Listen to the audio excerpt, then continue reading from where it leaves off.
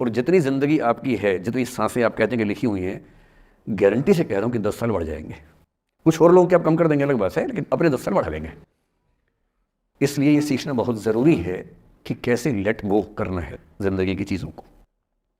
3-4 प्रसंग होते हैं। एक होता है कि आप किसी को बहुत चाहते हैं पर वो आपको नहीं चाहता। आपकी उम्र में ये सब तो खेल होता है, और क्या खेल होता है। मेरे घर में 2 बच्चे हैं 17 साल के, तो मैं उनको देख के समझता रहता हूँ। वो मुझसे छुप छुप के किसी से बात करते हैं और मैं छुप छुप के सुन लेता हूँ। तो उन्हें नहीं पता, मुझे तो नाम भी पता है किससे बात करते हैं, एक आध का तो एड्रेस भी पता है मुझे। और मैं तो बच्चों को बोलता हूँ कभी जाना वाना हो तो मैं ले चलूँगा, चिंता मत करना, बोल देना कि ड्राइवर साथ में आया है, टेंशन मत लेना। तो मेरे तो बच्चे मेरे दोस्त हैं, मैं तो बड़ा दोस्ती के भाव में रहता हूँ। मेरा एक ही बेंचमार्क है कि वो जिस उम्र में जैसे हैं मैं कैसा था, और वो मुझसे अच्छे चल रहे हैं। उससे ज़्यादा उम्मीद मुझे करने में नहीं चाहिए। मैंने जो कुकृत्य 8वीं क्लास में किए थे उन्होंने 11वीं क्लास में किए, तो बहुत है। मैं ये क्यों मान के चलूँ कि वो देवी देवता पैदा होंगे? मेरे ही तो बच्चे हैं भाई। जीन तो मेरे ही है, तो कैसे देवी देवता हो जाएंगे? तो ज़्यादा उम्मीदें क्यों पालनी है बच्चों से भी? मैं क्यों चाहूँ कि मेरा बच्चा IAS टॉप करे? क्यों करे? वो IAS भी क्यों करे? उसका मन करेगा तो करेगा, नहीं करेगा तो भाड़ में जाए। अगर वो कहेगा कि मुझे स्टार्टअप करना है, स्टार्टअप कर लो भाई।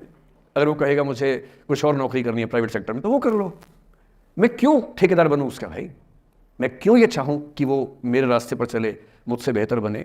ये सब बेकार की बातें हैं। और पेरेंट्स, आज तो बच्चों से बात कर रहा हूँ, जैसे मैं पेरेंट्स से बात करता हूँ उनकी बहुत क्लास लगाता हूँ कि पेरेंट होना और बच्चे का दुश्मन होना कई बार बराबर हो जाता है। और यदि आप नहीं चाहते कि आप बच्चों के दुश्मन बने, बहुत सारे लोग मन ही मन में पेरेंट्स से नफरत करते हैं, माँ बाप से नफरत करते हैं, क्योंकि माँ बाप ने पेरेंटहुड का धर्म ठीक से निभाया नहीं। उन्होंने इतनी इच्छाएं थोपी, इतने दबाव बनाए कि बच्चों को ज़िंदगी के कई फैसले इस दबाव में करने पड़े कि मेरे पेरेंट्स ये चाहते हैं, वो बन ही नहीं पाए जो वो थे। और दुनिया में सबसे बुरी स्थिति है वो न हो पाना जो आप हैं। अपनी सहजता से दूर होना, इससे बड़ी बुरी कोई स्थिति नहीं है। साहित्य में इसको खूब लिखा गया है। कामायनी एक रचना बड़ी प्रसिद्ध है जयशंकर प्रसाद की, उसमें मूल समस्या ही ये है, ज्ञान दूर कुछ क्रिया भिन्न है, इच्छा क्यों पूरी हो मन की, एक दूसरे से न मिल सके यही विडंबना है जीवन की।